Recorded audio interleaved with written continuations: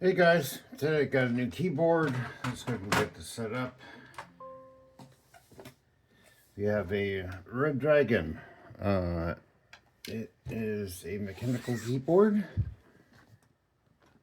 It is a K556, I believe, Dharma Pro. So, anyways, let's get into this. The reason why I picked up this keyboard was a few things. The number one is getting old.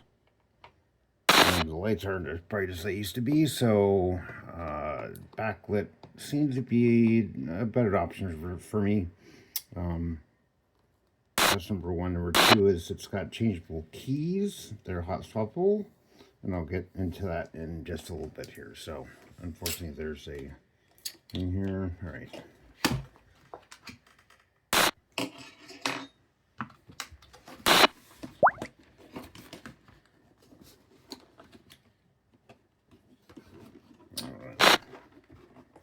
If the case will come off. Jimmy Crickets. All right. So there we're left with that. The case. Inside, we have our keyboard.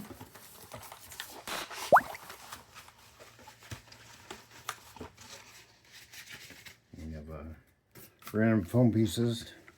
So that's the keyboard. I'll show that to you. Now the case is all aluminum. The buttons are not clicky, but they're a soft push. So it is Bluetooth. So we have a Bluetooth connector on the back that'll plug in. I'll program the keyboard to do that. It's also got USB-C here. So that's keyboard. I picked the 10 key because I like 10 key. I don't like the small shorty keyboards and basically in there right there. I don't like that. It's not for me. The other thing is keycaps. Keycaps, they do look large. They're kind of nice, but they are changeable. So I will probably swap these out at some point. Maybe the keys, I'm not sure. So, but we'll get onto that. So that's the keyboard. Put that aside for now. Inside we have our Redragon stuff. It looks like a sticker of some sort, Bradford bottle.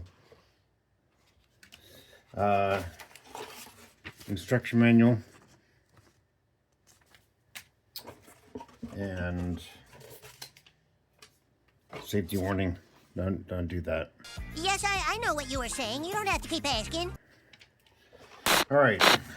Another foam piece. Get rid of that. Last one is our USB cord. That plugs into your computer, and that end here goes into your keyboard. And then we have a set of programmable keys, which are all sorts of jumbled right now.